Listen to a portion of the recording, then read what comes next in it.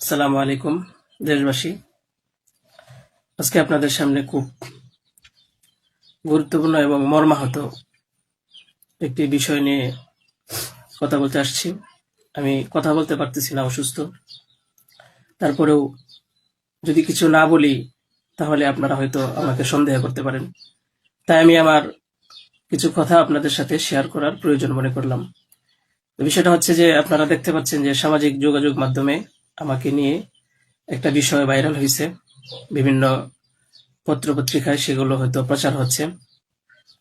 তো আমি আপনাদের বলবো যে এই বিষয়টার সাথে, যে বিষয়টা মেঘলা নামক একটা মেয়ে এবং আমার ছবি দিয়ে যে একটা অপপ্রচার করা হচ্ছে, অপবাদ রটানো হচ্ছে, এটার সাথে আমি কোনোভাবেই সম্পৃক্ত না।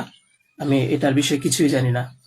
আমি যদি বলি তাহলে বলবো যে এই মেয়েটা আমাদের এখানে পড়াশোনা করেছে, গত বছর পড়েছে এবং এর আগের বছরও পড়েছে। তো এর আগের বছর পূর্ণ বছর পড়াশোনা করার পরে সে আমাদের মাদ্রাসা থেকে চলে যায়। তো পরবর্তী বছর যখন মাদ্রাসা শুরু হলো তখন আমরা খোঁজ নিয়ে জানতে পারলাম যে কে কে আসে নাই। তো যারা যারা আসছে না তাদের মধ্যে সেও একজন ছিল, যে সে এখান থেকে চলে গেছে অন্য কোথাও। তো খবর নিয়ে জানতে পারলাম সে ঢাকা চলে গেছে, তারা বাবা মার সাথে থাকে। বাবা মা সৎ বাবা, এবং মা অন্য কোথাও আগে বিয়ে বসছিল। তো বর্তমান যে বাবা আছে মেঘলা, তার মেয়ে না, বরং আগের বাবার মেয়ে সে। তো সে যখন ঢাকায় চলে গেল আমরা শুনলাম, তখন আমরা কিছু বলি নাই, ঠিক আছে, ঢাকায় তো পড়াশোনা বেশি হয়, তাহলে পড়ুক। আমরা আমাদের ক্লাস শুরু করে দিলাম। কিছুদিন যাওয়ার পরে দেখলাম আবার এই মেয়েটা আমাদের মাদ্রাসায় আসছে। তো আসার পরে জিজ্ঞাসা করা হলো যে কেন, কি অবস্থা, কোথা থেকে আসছো? সে বললো যে ঢাকায় চলে গেছিলাম, এখন নানা ভাই জোর করে নিয়ে আসছে আমারে। আমি আসতে চাইছিলাম না, আমাকে জোর করে নিয়ে আসছে নানা ভাই। দেশবাসী, আমি আপনাদের সাথে শুধু এই কথাটাই বলতে চাই যে যে মেয়েটা এখানে আসতে চাইছিল না, চাচ্ছিল না, তাকে কেন জোর করে আনা হলো? তাকে জোর করে আনার পিছনে কি কারণ ছিল বা তার কি স্বার্থ ছিল? পরবর্তীতে আমরা এটাও জানতে পারি যে এই মেয়েটা তার এই নানার সাথে রাতের বেলা ঘুমায়। সে নিজেই বলছে। কেন বলছে? যখন আমরা জিজ্ঞাসা করলাম যে তুমি হিজাব পরো না, অন্য মেয়েরা হিজাব পরে, তুমি বুরকা পরো না, অন্য মেয়েরা বুরকা পরে, কারণ তার চলাফেরা সম্পূর্ণ আলাদা ছিল। আপনারা চাইলে গ্রামে গিয়ে মাদ্রাসার ছাত্রছাত্রী যারা আছে তাদের সাথে কথা বলে দেখতে পারেন যে সে সম্পূর্ণ আলাদা ছিল। তার কোনো কিছুই আমাদের কমনের ভিতরে ছিল না, আমরা তাকে কন্ট্রোল করতে পারতেছিলাম না। তো সে এইভাবে কিছুদিন থাকার পরে আমরা ভাবলাম যে হয়তো তাকে আমরা রাখতে পারবো না, কারণ আমরা তাকে কন্ট্রোল করতে পারছি না। হয়তো মেয়েটা অন্য কোথাও গিয়ে যদি কন্ট্রোলে থাকতে পারে, পড়াশোনা করে, তাহলে এটা তার জন্য ভালো। তাই আমরা তার গার্জেনের কাছে বললাম, তার মাকে আমরা বুঝাইয়া বললাম।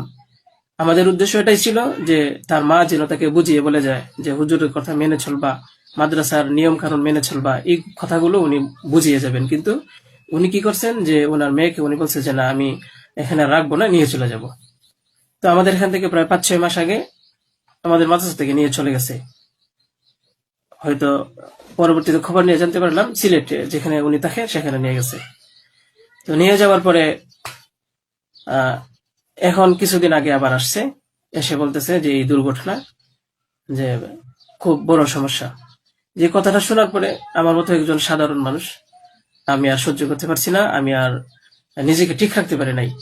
আমি একেবারে অসুস্থ হয়ে পড়ছি। কারণ আপনারা হয়তো জানেন যে অনেকেই, আমার ফ্যামিলি আছে, আমার বাচ্চা আছে, আমার বিবি সাহেব আছে, আমার আত্মীয় স্বজন আছে। আপনারা বলুন তো, আমার নামে যে বিষয়টা প্রচার হচ্ছে, এটা আমার ফ্যামিলির লোকেরা দেখে আমাকে কি বলছে, কি ভাবছে? আপনারা সঠিক তদন্ত করুন। আমি কখনোই দেশের আইনের প্রতি অবাধ্য না, আমি শ্রদ্ধাশীল।